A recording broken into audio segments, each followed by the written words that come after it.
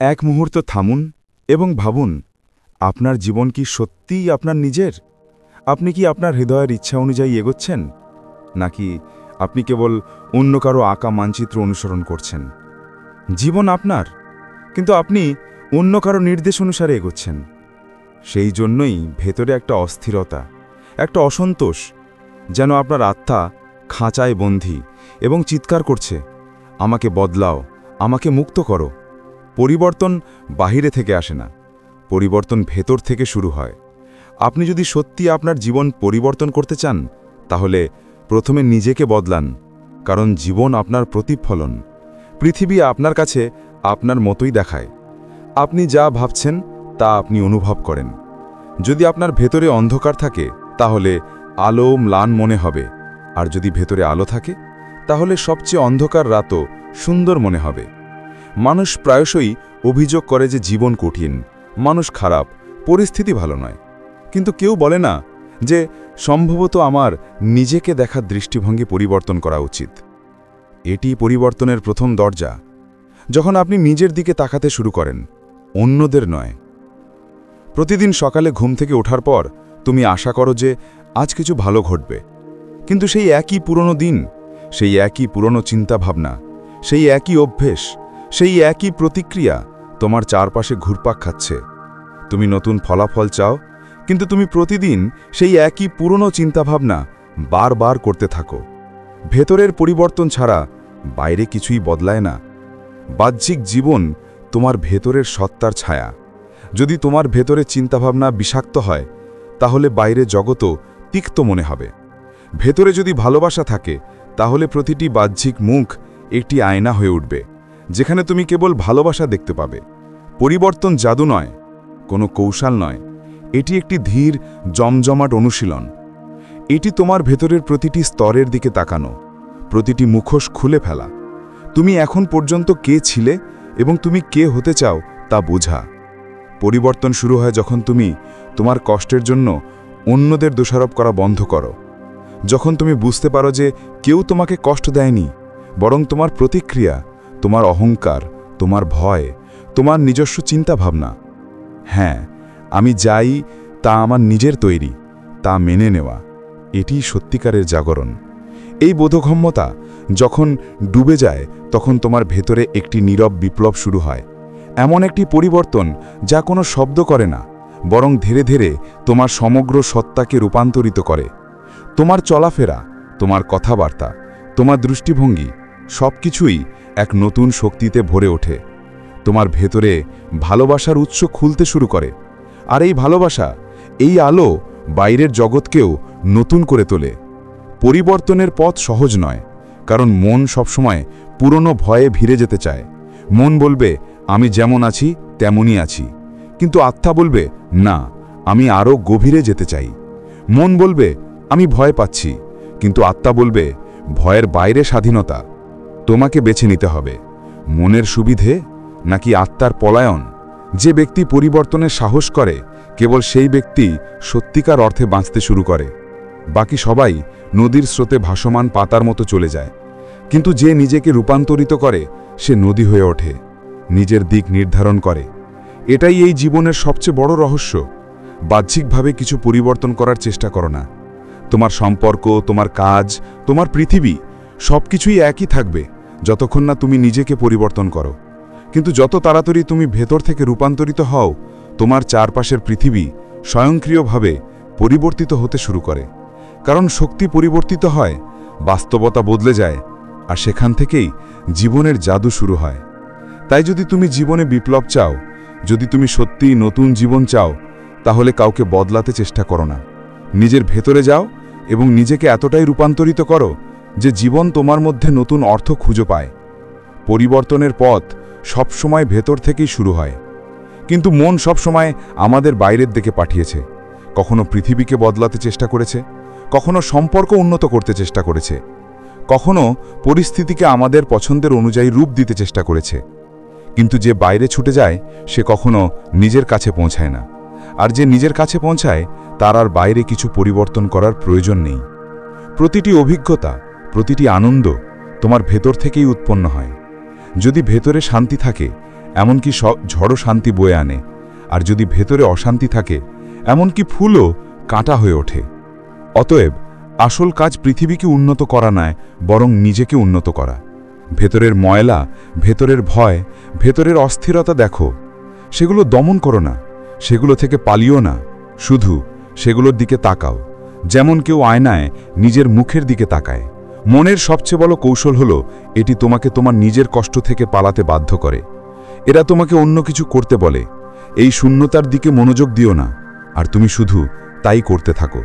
মাঝে মধ্যে তুমি বিনোদনে, কখনো কাজে, কখনো সম্পর্কের মধ্যে, কখনো স্বপ্নে হারিয়ে যাও, কিন্তু সেই শূন্যতা সেখানেই থেকে যায়, কারণ তুমি কখনো সেটা দেখার সাহস করনি। সত্যি কোণে রূপান্তর ঘটে যখন তুমি প্রথমবারের মতো তোমার ভেতরে সেই শূন্যতাকে ভয় ছাড়া দেখতে পাও। যখন তুমি তোমার কষ্ট, তোমার দুর্বলতা, তোমার ভয় লুকানো বন্ধ করো, কারণ যখনই তুমি এগুলো দেখতে শুরু করো তখনই সেগুলো খুলে যেতে শুরু করে। তোমার ভেতরের শক্তি, এতদিন দ্বন্দ্বে আবদ্ধ, এখন ভালোবাসায় রূপান্তরিত হতে শুরু করে। বুঝতে পারো যে পরিবর্তন মানে অন্য কারো মতো হয়ে ওঠা নয়। এটা তোমার আসল স্বভাবে ফিরে আসার কথা। তোমার ভেতরে ইতিমধ্যেই সবকিছু আছে, শান্তি, ভালোবাসা এবং আনন্দ।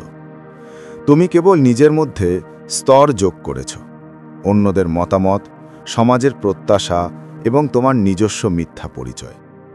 তুমি নিজেকে এতটাই ঢেকে ফেলেছ যে নিজেকে চিনতে কষ্ট হচ্ছে। কিন্তু যখন তুমি ভেতরে গভীরভাবে প্রবেশ করো, তখন এই স্তরগুলো ধীরে ধীরে সরে যেতে শুরু করে, আর ভেতরে যা থাকে তা হলো তোমার সত্য। পরিবর্তন কোনো প্রচেষ্টা নয়, এটা একটা জাগরণ। বুঝতে পারা যে তুমি সেই নও যা তুমি সবসময় ভেবেছিলে, এবং এই বোধগম্যতার সাথে তোমার ওপর একটা হালকা ভাব নেমে আসে। তুমি বুঝতে পারো যে জীবন কোনো সংগ্রাম নয়, বরং একটি নৃত্য। প্রতিটি মুহূর্তের একটি নৃত্য, প্রতিটি নিঃশ্বাসের একটি নৃত্য। কখনো কখনো মনে হয় আমরা আমাদের জীবন পরিচালনা করছি, কিন্তু সত্য হলো জীবন নিজেই আমাদের পরিচালনা করছে। আমরা কেবল দিক পরিবর্তন করি এবং ভাবি যে আমরা সবকিছু অর্জন করেছি।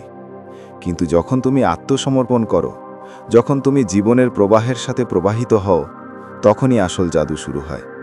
কারণ তখন তুমি লড়াই করছো না, তুমি প্রবাহিত হচ্ছ। পরিবর্তনের পথে প্রথম ধাপ হলো গ্রহণযোগ্যতা। তুমি যেমন আছো তেমনই নিজেকে গ্রহণ করো। তোমার ভেতরের অন্ধকার, তোমার ত্রুটি, তোমার দুর্বলতাগুলোকে গ্রহণ করো। কারণ যারা নিজেদেরকে গ্রহণ করে তারা নিজেকে ভালোবাসতে শেখে, আর যেখানে ভালোবাসা থাকে সেখানে পরিবর্তন স্বাভাবিকভাবেই আসে। একটা গাছের দিকে তাকাও, এটা তার ফুলগুলোকে ফুটতে বাধ্য করে না। এটা কেবল মাটিতে শিকড় গজায়, সূর্যের দিকে প্রসারিত হয়, আর যখন সময় আসে ফুলগুলো নিজেরাই ফোটে। পরিবর্তনে একই রকম। যদি তুমি তোমার ভেতরের মাটি প্রস্তুত করো, যদি তুমি চেতনার আলোয় বাস করো, তাহলে জীবনের ফুল নিজেই ফুটবে। সমস্যা হলো আমরা বাইরের ফুলগুলোর দিকে তাকাই এবং ভাবি যে আমাদের তাদের মতো হতে হবে। কিন্তু আমরা ভুলে যাই যে প্রতিটি গাছের আলাদা শিকড় আছে, প্রতিটি মাটির আলাদা সুবাস আছে। তোমার পথ তোমার নিজস্ব। অন্য কারো মতো হয়ে তুমি তোমার আসল স্বভাব হারাবে। তাই নিজেকে সম্পূর্ণরূপে গ্রহণ করো, যেমন তুমি তেমনই, এবং সেখান থেকে শুরু করো। যখন তুমি ভেতরে ফিরে আসো, তখন এক অদ্ভুত শান্তি নেমে আসে, যেন তুমি অনেক দিনের হারিয়ে যাওয়া বাড়ি খুঁজে পেয়েছ। তোমার দৌড়ানোর কোনো প্রয়োজন নেই, কাউকে দোষারোপ করার কোনো প্রয়োজন নেই, জীবন সম্পর্কে অভিযোগ করার কোনো প্রয়োজন নেই। কারণ এখন তুমি বুঝতে পারছো যে সব কিছু তোমার ভেতরে আছে, আর এই উপলব্ধি রূপান্তরের মূল। এই মুহূর্তটি তোমার যাত্রা বাইরে থেকে ভেতরে মোড় নেয়। পৃথিবী আর তোমাকে নিয়ন্ত্রণ করে না, তুমি তোমার জীবনের কেন্দ্র থেকে বাঁচতে শুরু করো। প্রতিটি মুহূর্ত অর্থপূর্ণ হয়ে ওঠে, প্রতিটি নিঃশ্বাস ধ্যানে পরিণত হয়। রূপান্তরের মূল সচেতনতার মধ্যে নিহিত। যতক্ষণ তুমি অজ্ঞ থাকবে, তোমার জীবনে নতুন কিছুই ঘটতে পারবে না। তুমি একই পুরনো ভুলগুলি পুনরাবৃত্তি করতে থাকবে, একই দুঃখ, একই ভুল সম্পর্ক, একই জট। কারণ তুমি ঘুমিয়ে আছো, এবং একজন ঘুমন্ত ব্যক্তি কিছুই পরিবর্তন করতে পারে না।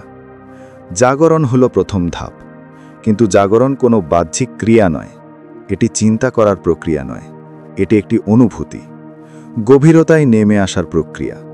ঠিক যেমন সকালের সূর্য ধীরে ধীরে অন্ধকার দূর করে, তেমনি চেতনার সূর্য ভেতরের অচেতনতা দূর করে।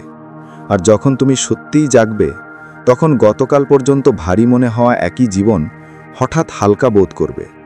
গতকাল পর্যন্ত কঠিন পরিস্থিতিগুলি এখন খেলার মতো মনে হবে, কারণ এখন তুমি প্রতিক্রিয়া নয়, সচেতনতায় বাস করছো। প্রতিটি পরিস্থিতিতে পর্যবেক্ষক হয়ে ওঠো, এটাই প্রকৃত সাধনা। মানুষ তোমাকে অপমান করতে পারে, সমালোচনা করতে পারে, কিন্তু ভেতরে তাকিয়ে দেখো তুমি সত্যি কষ্ট পাচ্ছ নাকি শুধু তোমার অহংকারী কষ্ট পাচ্ছ। তুমি দেখতে পাও কষ্টের খপর শিথিল হয়ে যায়, কারণ পর্যবেক্ষক কখনোই কষ্ট পান না। দেখো, বোঝো, এটি হলো ভেতরের বিপ্লবী পদক্ষেপ। তোমার মন চাইলে পাগল হয়ে যেতে পারে, চিন্তাভাবনা ছুটে যেতে পারে, আবেগ উচ্ছ্বসিত হতে পারে, কিন্তু তুমি কেবল সাক্ষী থাকো।